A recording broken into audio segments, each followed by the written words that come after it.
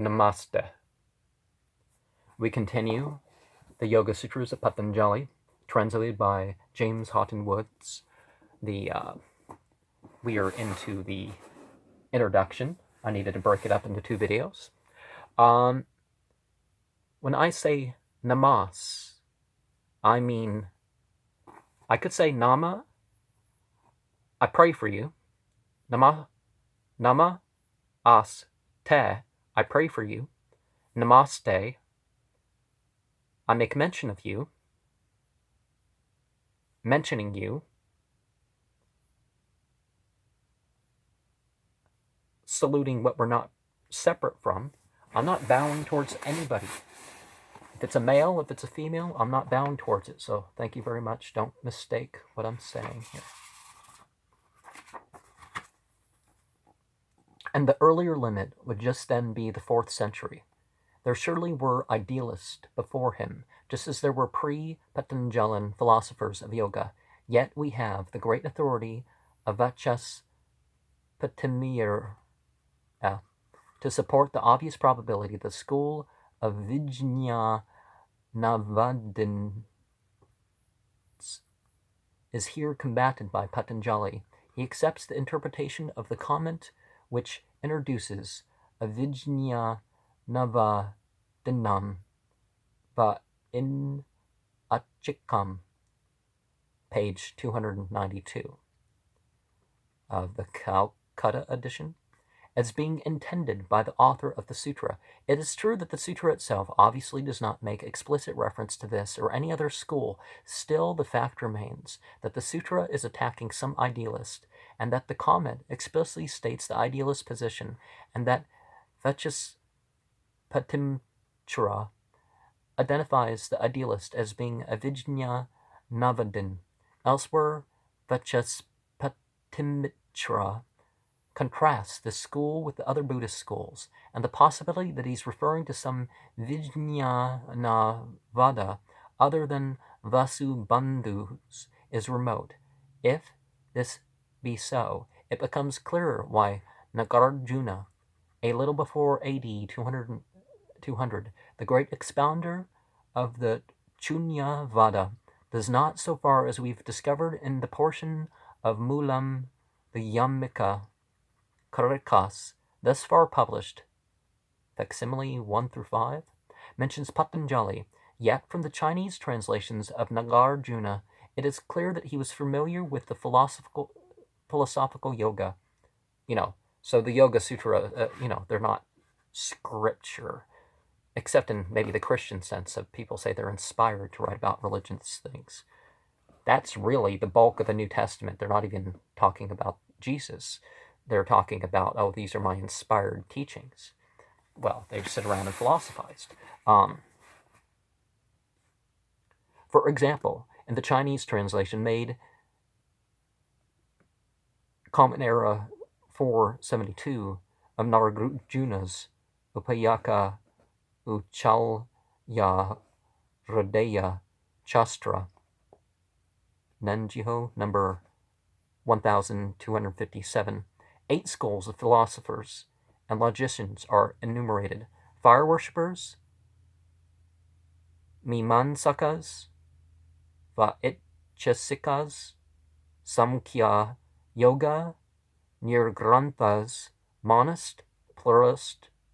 There was then a philosophical school of yoga about 200 of the Common Era. Patanjali was not unknown to Buddhist writers, but there is nothing to indicate that Nagarjuna is referring to Patanjali, the philosopher who would then have preceded both Niralambana schools. More probably, we suppose that he refers to some of the authorities on yoga, such as Jaigesavya or Panchachikha, who are quoted in the Yoga Bhasya. With regard to the latter limit, a reference, if historically sound, would make it certain that Patanjali lived before 400 of the Common Era, and in the Mahavamsa, chapter 37, verses 167, Turner's page 250, and Dennis Anderson's Pell Reader, Volume 1, page 113, stanza 3. We have the words, Deharam mekam mangamaratam mananjali matam parivatete. This verse refers to Buddhaghosa, who lived in the first half of the 5th century. But unfortunately, the Mahavansa proper, the work of Mahanama, ends according to the judgment of the Professor Geiger at chapter 37, verse 50, at which point also the Tika stops. The quotation therefore belongs to the Chalavansa, and if Professor Geiger concludes the work of Mahanama, it is to be placed in the first quarter of the 6th century. The verse in question comes later, and the probability latter to such a degree that its value is evidence is almost nothing. If this be so, one can easily explain how it is that Buddhaghosa, in the whole Visuddhimagga and in the Atthasalini, makes no allusion to Patanjali. More conclusive is the fact that Umasvate, in his Tattvartha Vigama Sutra 252, refers to Yoga Sutra 322. There can be little doubt of the reference, since Umasvati's Bhasya repeats two of the illustrations given in the Yoga Bhasya, of the fire set in the dry grass and of the cloth rolled up into a ball. Other references, Tattvartha Vigama Sutra 12.5 and 6 and 9.44 through 46, are quite as likely allusions to the ancient Jain formulas as to Patanjali. By how much Umasvati's date precedes that of the commentator,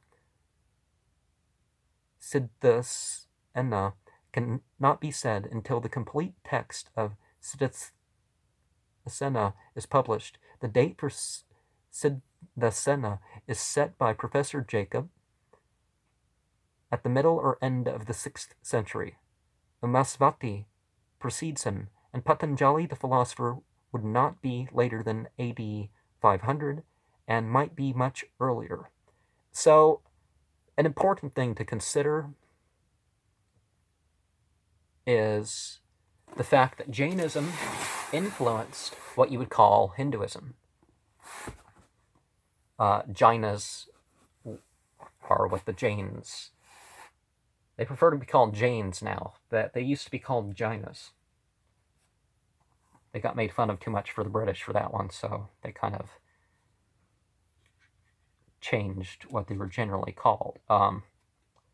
They took a less popular form and made it the popular form.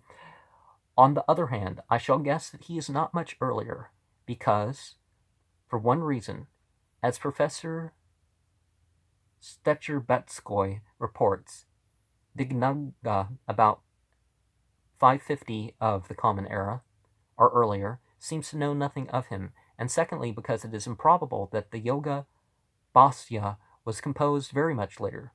Other confirmatory evidence, somewhat later but more certain, would be the reference to Yoga Sutra 133 and Magga's Chichupalavada 455. Professor Uchitz has kindly pointed out another reference at 1462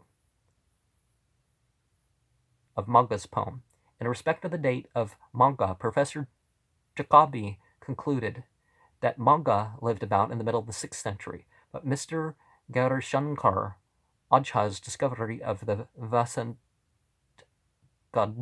inscription dated Vikrama 682 adds new and most convincing evidence. Professor Keilhorn is of the opinion that Magga, the grandson of a minister of King Varmalata, must be placed at the second half of the 7th century. Still, Gaudapada, about 700 of the Common Era, in his comment on the Samkhya Karika 23, quotes Yoga Sutra 230 and 32, and names Patanjali as the author. The conclusion would be then that Patanjali's sutras were written at some times in the 4th or 5th century of our era.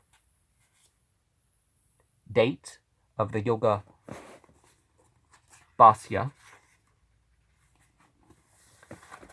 between 650 and 850 of the Common Era. Of this, the limits are easier to fix. 3 pieces of evidence help us determine the earliest limit. The comment could not in any case be much earlier than 350 of the Vulgar Era. 4, it quotes, at the end of 353 or 52, it quotes Versa Ganya in the words, Mrtivya vadi jate bendam bhavanaste mula pratakatvam ete varsa ganya. And again in the comment of 4:13, the quotes from Chastra Nuchastanam as follows. Gunnanam paramam rupam nadruste patham rjate yatu drste patham praptam nanmayeba sutuchakam. Fortunately, Vachaspatim Itra offers us the information that this is an exposition of the teachings of the Shasta Tantra, and therefore in the Bhamati on Vedanta Sutra 2.1-3, the Raran Yaskara edition, page 352, line 7 of the Bhamati, we're told that it is Ganya, the founder of the yoga system, who said the words Ata eva yoga chastram vyutpandaya yetehasma bhagavan varsanganya gunnanam paramam. Thus, the comment contains 2 quotations from the Varsa Ganya. There is little reason to doubt that Varsa Ganya was a contemporary of Vasubandhu. So, see, the yoga and the tantra traditions are mixing like your typical person can tell the 2 things apart anyways. The right-hand path, the left-hand path. People need to stop throwing out terms they don't know what means. If you can't tell the 2 apart, you really shouldn't be in the right-hand path or the left-hand path. Okay, whatever. Like you even know if you are. Professor Takasusu, by a combination of dates entering about the Chinese translation of Paramartha's Life of Vasubandhu, estimated that Vasubandhu lived from about 420 to 500 of the Common Era. Professor Sylvain Levy, Asanga Volume 2, page 1 and 2, accepted the results of these discussions, but Professor Wogihara had conjectured that the date of Vasubandhu must be set back. An elaborate confirmation of his suggestion is now offered by Monsieur Noel Perry, who places the death of Vasubandhu at 350 of the Common Era, and Mr. B.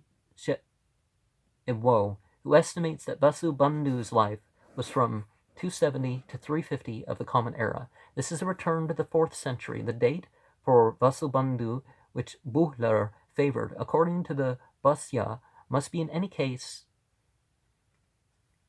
later than 350 of the Vulgar Era.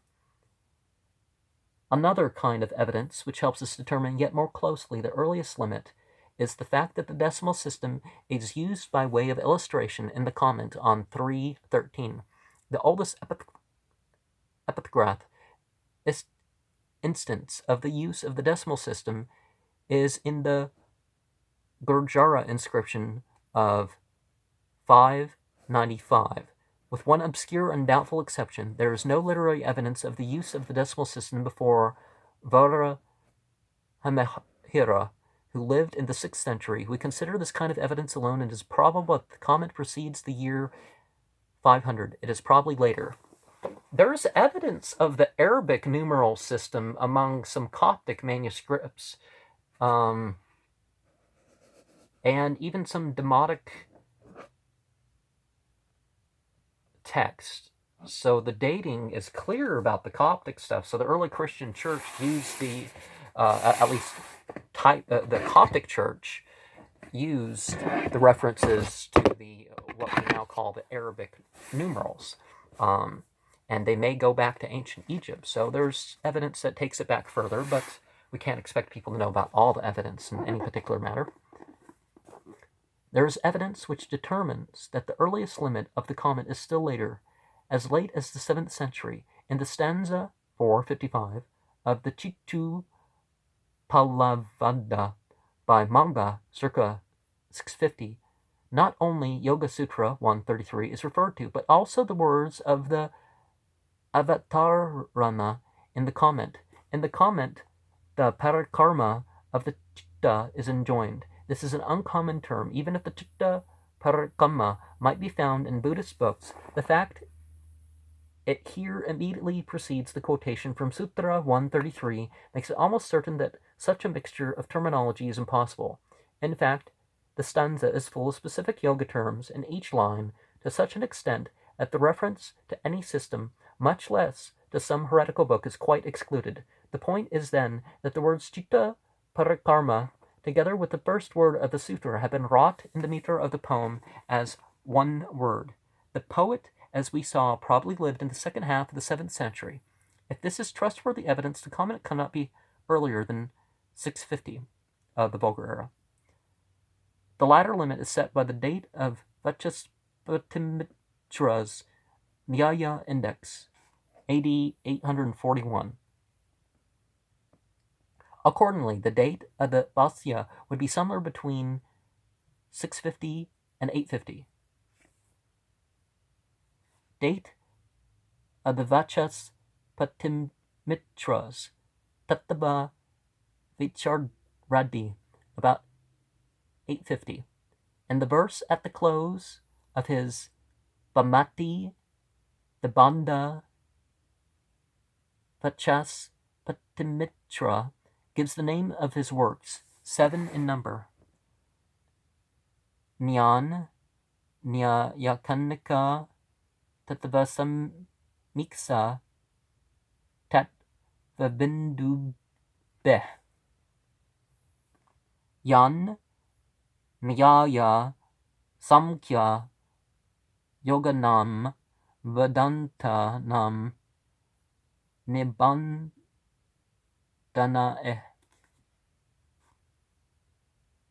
Samacha Isham Mahat Punyam Tat Phalam Puskalam Maya Samarpitam Atha Etena Priyatam Param Echvara. The Nyaya Varataka Tatparyatika is on the Nyaya system. The Tattva Kaumudi is on the Samkhya system. The Tattva Vaicharadi is on the Yoga. The Nyayakanika, a gloss on the Viveka, is on the Mimamsa. The Tattva Bindu is on Bhatta's exposition of the Mimamsa. The Tattva Samiksa and the Bhamati are both on the Vedanta. The same verse, at the end of the Bhamati, he speaks of himself as living under King Mrga. Tasmin Mahipe Mahani Yakira Ta'u Kriman Merge Kari Maya Nibanda. Unfortunately, there is no epigraphical record of this king, and we cannot say when or where he lived. Vachas Patimtra was a native of Mithila, the northern part of Tirhut, and the latter part of his name would indicate, as Fitz Edward Hall has pointed out, that he was a native of Gangetic Hindustan. In the introduction to his edition of Kausu Manjali, in Calcutta, page X, 864, Professor Cowell thinks that Vachas Patimitra lived in the 10th century. Barth, Paul de Sre de Inde, 1893, page 271, would set him at the end of the 11th or the beginning of the 12th century. Professor MacDonald, History of Sanskrit Literature, page 953, places him soon after 1100 of the Common Era. These judgments rest more or less upon the opinion that the Raja Vartika, quoted by Vachas Patimitra in his Samkhya Tattva Kaumudi on Karika 72, was composed by or for Bhoja Raja, called Ranaranga Mala, king of Dara, 1018 to 1060. This opinion accords with the assertion of Pandit Kachinatha Chastri Astaputra of Benares College, who assured that Dr. Fitz Edward Hall that a manuscript of the Raja Vartika had been in his possession several years. Page 33 of the 1856 Hall's edition of the Samkhya Pravatya Bhasya.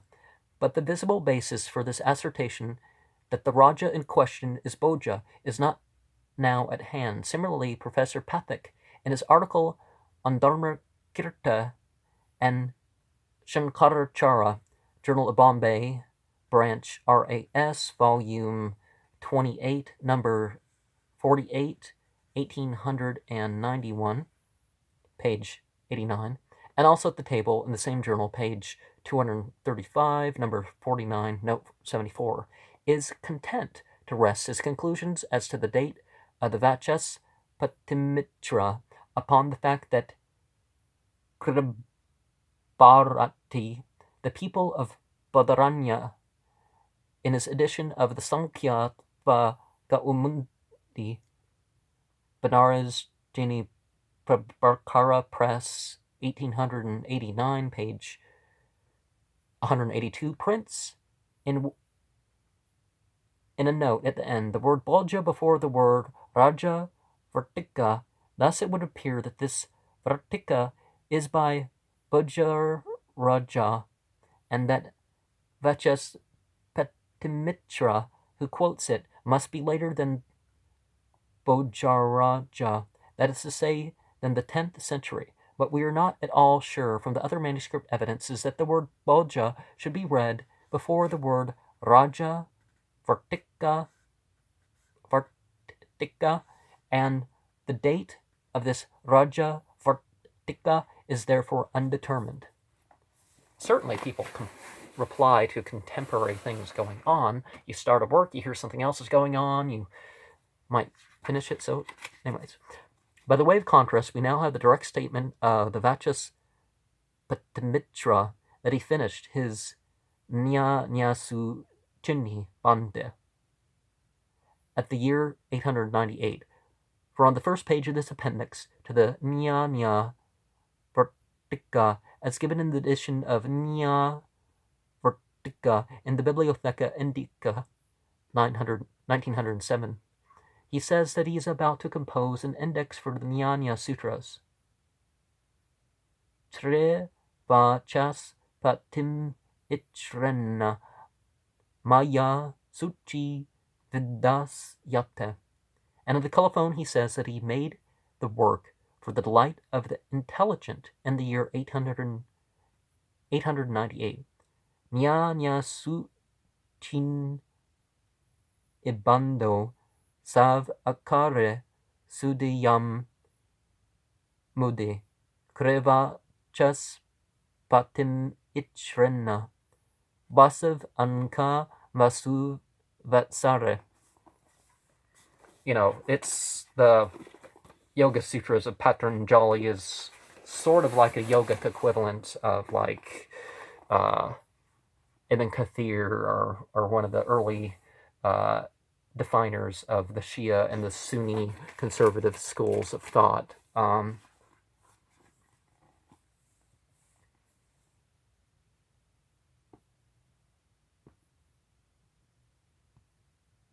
And definitely the people codifying it aren't even the same.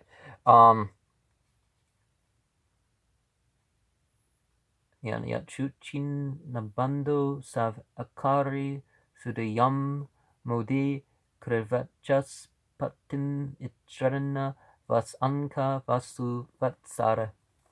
It remains to determine whether this year belongs to the era of Vikramaditya or the Kalivahana. In the introduction to his edition of 6 Buddhist Nyaya tracts, Labhitaka, India, 1910, Maha Upadhyaya Hara Prastad Shastre gives the date as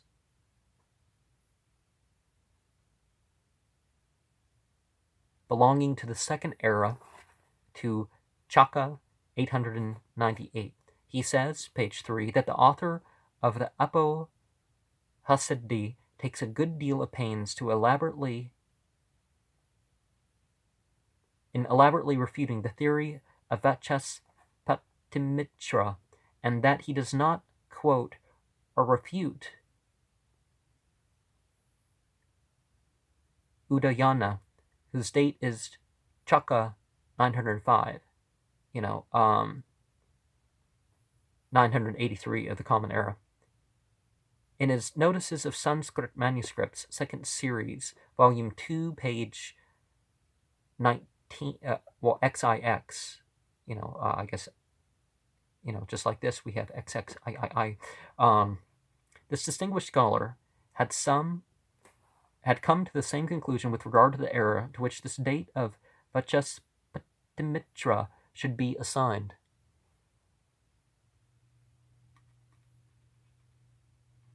The conclusion seems doubtful to Vachaspatimitra.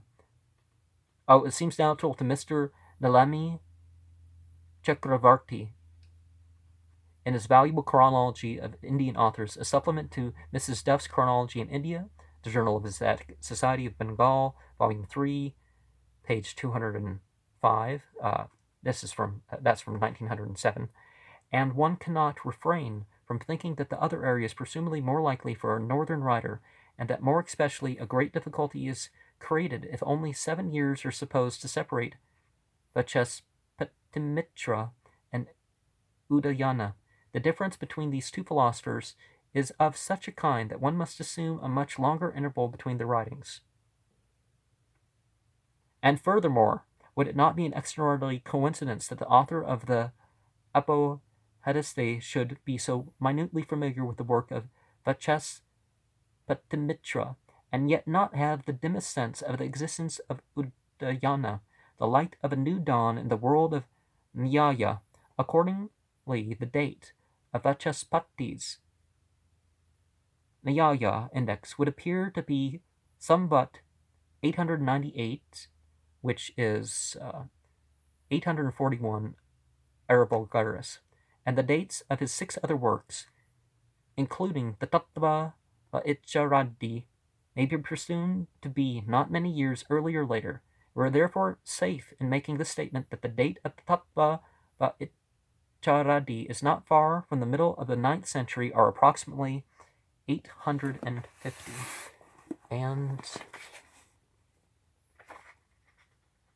I guess I'll share the summary in a final video for today. At least I presume a final video. Namaste. We share something. That's what I'm saluting.